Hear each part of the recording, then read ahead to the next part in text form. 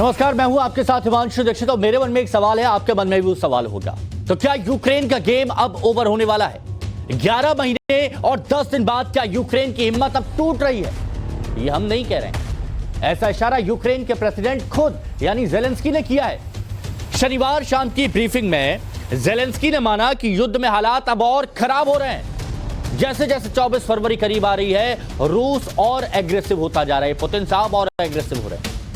Ukraine ने पहले Bakhmut गंवाया, ज़ैपोरिज़िया के कई इलाके रूस ने कब्जा लिए, डोनेट्स्क और लुहांस्क को मार्च तक पूरी तरह से यूक्रेन से आजाद कराने का पुतिन ने ऑर्डर जारी कर दिया है। वॉर जोन में रोजाना यूक्रेन के 100 से ज्यादा सैनिक मारे जा रहे हैं। यहां तक कि जेलेंस्की ने अपने पड़ोसी देशों को चिट्ठियां लिख दी हैं कि उन देशों में जितने भी यूक्रेनी जो 18 साल से ज्यादा उम्र के हैं उन्हें डिपोर्ट किया जाए, वापस यूक्रेन भेज दिया जाए। तो क्या जेलेंस्की जो इशारा कर रहे हैं उसे हकीकत माना जाए? ये सवाल उठ रहे हैं। क्या वाकई यूक्रेन हार के कगार पर अब आ गया है? क्या एयरफोर्स के बाद यूक्रेन की आर्मी भी अब पूरी तरह से खत्म हो गई है? क्या जेलेंस्की के पास सोल्जर, डिफेंडर्स खत्म हो गए हैं जो लड़ सके, युद्ध का मोर्चा संभाल सके? क्या पश्चिमी देशों की मदद यूक्रेन के काम नहीं आ रही है जैसे वो दावा किए जा रहे हैं? क्या रूस 10 लाख सैनिकों के साथ कूच करने वाला है? ये बहुत सारे सवाल, इन सारे सवालों के जवाब ढूंढने की कोशिश करेंगे, लेकिन एक बड़ी खबर आपको बता दें, रूस से जंग में जेलेंस्की का बड़ा बयान आया है। यूक्रेन के राष्ट्रपति वोलोदिमीर जेलेंस्की अब वो कह रहे हैं और मान रहे हैं कि अब लड़ना मुश्किल हो रहा है, युद्ध में हालात बेहद मुश्किल हो गए हैं। जेलेंस्की कह रहे हैं बखमुट वोहलदार में हालात बेहद खतरनाक हैं, रूस ज्यादा से ज्यादा सैनिक भेज रहा है। ये अब जेलेंस्की की तरफ से कहा जा रहा है। और क्या कह रहे हैं जेलेंस्की, अब ये हम आपको बताते हैं। जेलेंस्की की तरफ से आप देखेंगे कहा जा रहा है कि मुझे कहना पड़ रहा है कि हालात बेहद मुश्किल हो गए और ये भी मुश्किल होते जा रहे हैं हालात। फिर से वही समय आ रहा है जो शुरुआत में था। आक्रमणकारी हमारे डिफेंस को तोड़ने के लिए अधिक से अधिक सैनिक तैयार कर रहे हैं। ये देखिए, ये पूरा बयान आपको सुनवा रहे हैं कि बखमुट, वोहलदार और लेबनान में अन्य दिशाओं की स्थिति बेहद ज्यादा कठिन हो गई है। और इसके साथ ही रूसी सेना बखमुट से लगभग 120 किलोमीटर दक्षिण पश्चिम में कोयला खनन वाले शहर वोहलदार पर भी कब्जा करने की कोशिश कर रही है। यहां पर चिंता साफ तौर पर नजर आ रही है, साफ तौर पर यह चिंता नजर आ रही है जेलेंस्की की। और इससे जुड़ी एक बड़ी खबर आपको बता दें, बड़ी खबर इस वक्त की, और बड़ी खबर यह है कि यूक्रेन को लॉन्ग रेंज बम देगा अमेरिका। यह बड़ी और अहम खबर इस वक्त की आपको बता रहे हैं। यूक्रेन को GLSDB अमेरिका देगा। प्रिसीजन गाइडेड बम है GLSDB और $2.2 अरब की मदद अमेरिका दे रहा है। ये देखिए, समझिए, लॉन्ग रेंज बम यानी जो लंबी दूरी तक दुश्मन को टारगेट कर सके, उनके इलाके को ध्वस्त कर सके, ऐसे बम अब अमेरिका दे रहा है। लेकिन जेलेंस्की कह रहे हैं कि जो मदद है दूसरे देशों की, नेटो देशों की, पश्चिमी देशों की, वो काम नहीं आ रही है।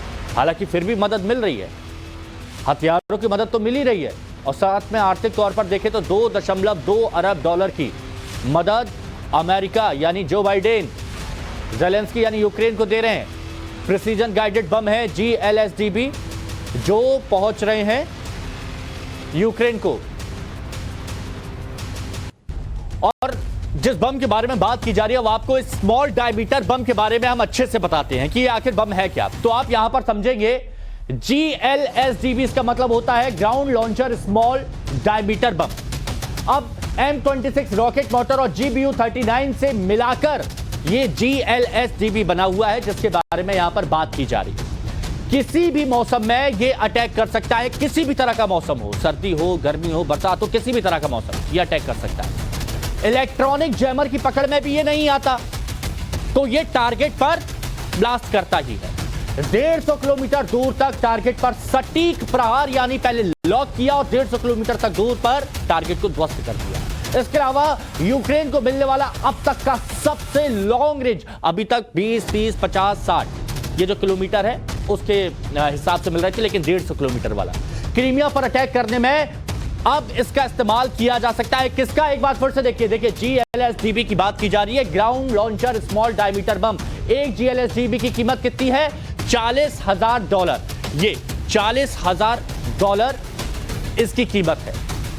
और चलिए अब आपको इसकी टारगेट रेंज अब बताते हैं कि कैसे ये अब तक का सबसे लॉन्ग रेंज वेपन है। हिमार्स के मुकाबले कितनी दूर तक ये टारगेट कर सकता है, तो इसको अब हम आपको समझाने की कोशिश करते हैं। देखिए GLSB की टारगेट रेंज के बारे में बात करें तो आप इस हिसाब से समझिए कि क्रीमिया, यहां पर आप ये देखेंगे, ये क्रीमिया, साथ ही मरियोपोल, डोनेट्स्क, लुहांस्क और ये खार्किव, ये हिमार्स की रेंज में है।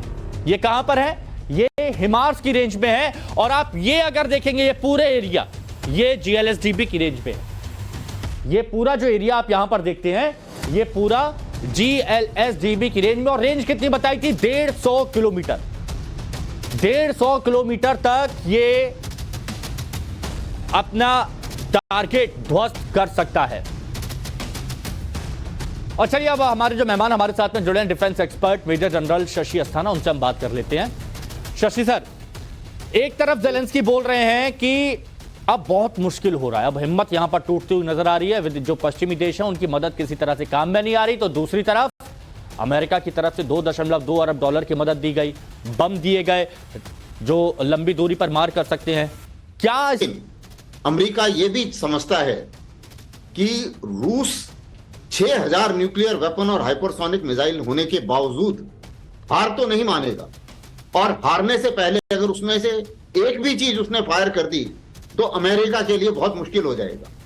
इसलिए वो कॉन्शियस भी है, इसीलिए उसने एयरक्राफ्ट भेजने के लिए मना कर दिया। हालांकि ज़ेलेंस्की चाहते थे, उसने ATACMC यानी कि टैक्टिकल मिसाइल्स वो भी देने से मना कर दिया है।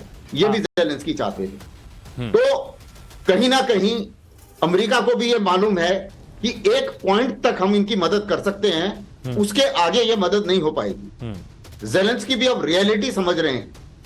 जो ये टैंक की प्रॉमिस किया गया है और ये जो इक्विपमेंट, अभी जो नया ऑफेंसिव इक्विपमेंट की जो आप बात कर रहे हैं, इसको पहुंचने में कम से कम 3 या 4 महीने लग जाएंगे। ठीक है, रूस की कोशिश है कि ज्यादा से ज्यादा और ज्यादा तेजी से ऑफेंसिव लॉन्च करके ज्यादा से ज्यादा जो जमीन के ऊपर गेन हासिल किया जाए, इससे पहले कि ये टैंक और ये जो ऑफेंसिव हथियार हैं वहां आए और वो कुछ असर डालें ग्राउंड सिचुएशन के ऊपर। ज़ेलेंस्की के सामने कई सारी मुसीबतें भी और नहीं आ गई। करप्शन एक मुद्दा है। अमेरिका में लोगों ने क्वेश्चन करना शुरू कर दिया कि आप इतने पैसे झोंके जा रहे हैं और वो तो वहां पे करप्शन कर रहे हैं। कुछ ज़ेलेंस्की के अपने साथी उसको छोड़ के जाने की ताक में हैं। तो कहीं ना कहीं ये लग रहा है कि जहाज डूबने वाला है। जहाज डूबने वाला है। आप देखिए इसमें प्रेशर कैसे बनाया जा रहा है, इसमें प्रेशर कैसे बनाया जा रहा है अस्थाना सर, इस पर हम बात करेंगे। लेकिन एक बड़ी खबर इसी से जुड़ी है, उस पर हम बात करेंगे। वो बड़ी खबर हम यहां पर बता देते हैं। और इस वक्त की जो बड़ी खबर है, वो बड़ी खबर ये कि मेदवेदेव की अमेरिका और यूक्रेन को चेतावनी दी गई। और ये चेतावनी ऐसी वैसी नहीं है, खतरनाक चेतावनी है। ये डराने वाली, यूक्रेन को डराने की कोशिश की जा रही है। असर किया जा रहा है कि उनका आत्मविश्वास पूरी तरह से धराशायी हो जाए। और कह रहे हैं कि जितने हथियार आएंगे उतनी ही तबाही मचेगी। पूरे यूक्रेन को जलाकर राख कर देंगे, पूरे यूक्रेन को जला देंगे। जो पुरानी हिंदी पिक्चरों में आपने डायलॉग देखे थे कि आग लगा देंगे, जलाकर राख कर देंगे, अब मेदवेदेव यही चेतावनी दे रहे हैं कि पूरे यूक्रेन को जला देंगे। यूक्रेन को हथियारों का मतलब तबाही है, यह मेदवेदेव की तरफ से कहा जा रहा है।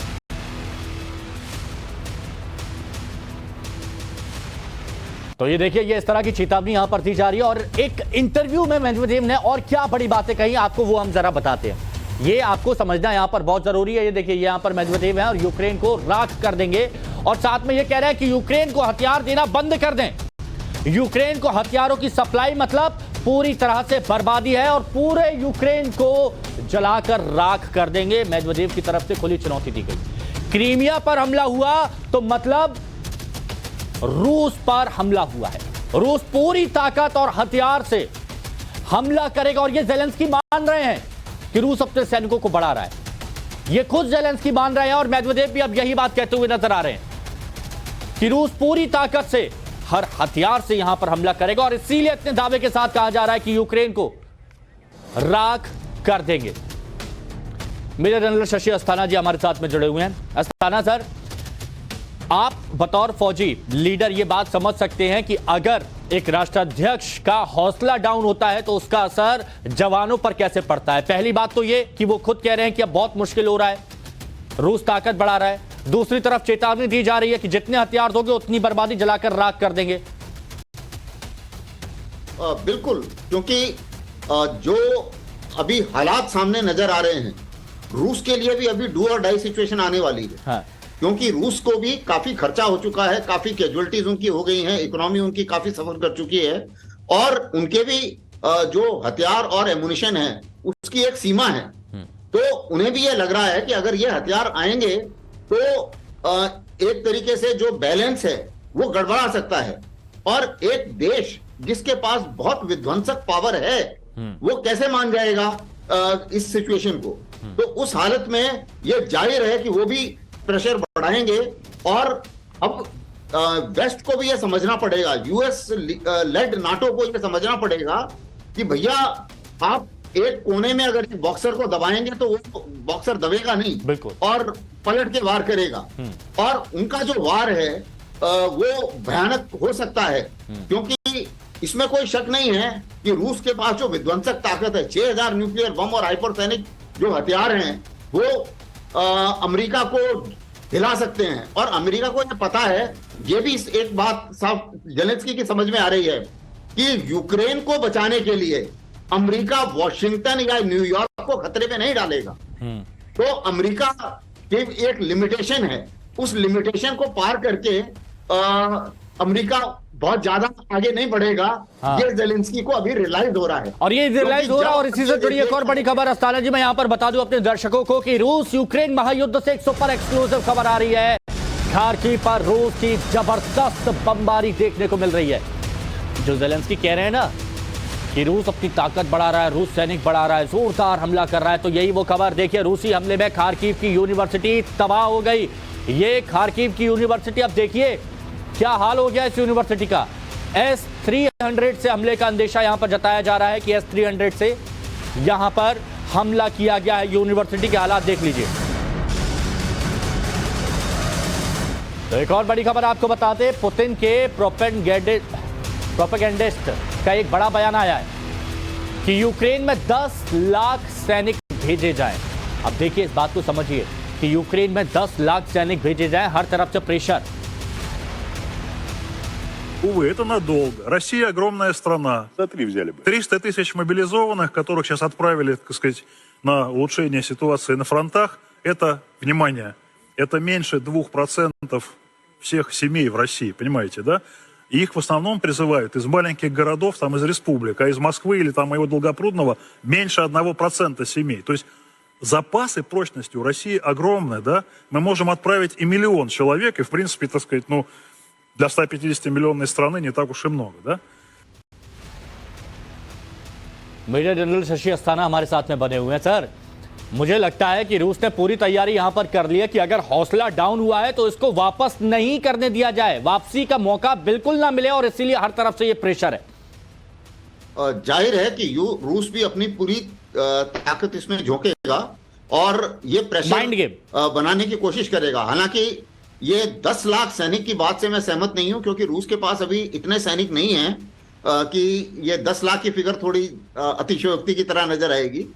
लेकिन जाहिर है कि डिप्लॉयमेंट काफी बढ़ेगी और रूस जो है ज्यादा से ज्यादा अगले मेरे विचार से 20 दिन में ज्यादा से ज्यादा गेन करने की कोशिश करेगा।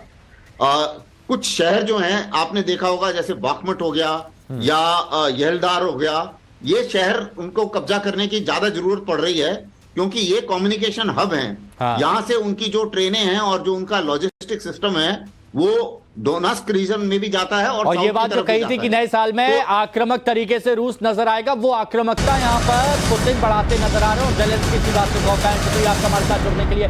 एक बड़ी खबर यहाँ पर बता दें, महाजंग के मैदान से एक एक्सक्लूसिव वीडियो आया है जो टाइम्स नाउ नव भारत आपको दिखाने जा रहा है। रूसी सेना पर यूक्रेन ने बड़ा हमला किया। देखिए रूस तो हमला कर रहा है लेकिन यूक्रेन भी मौका चूकता नहीं है। MLRS से यूक्रेन का पलटवार। मल्टी लॉन्चिंग रॉकेट सिस्टम से यूक्रेन ने पलटवार किया। Получайте, пидорасы! और एक और एक्सक्लूसिव फुटेज आपको यहां पर दिखाते हैं रूस यूक्रेन महायुद्ध से यूक्रेनी ड्रोन का जंग में जलवा। देखिए ड्रोन ने कैसा असर किया है। ये इस युद्ध में सभी ने देखा, पूरी दुनिया ने देखा कि ड्रोन क्या अहमियत यहां पर निभा सकता है। रूसी एयर डिफेंस सिस्टम को ड्रोन ने तबाह किया। रूसी टॉर M2DT सिस्टम पर ड्रोन ने हमला किया और ड्रोन के कैमरे में हमले का वीडियो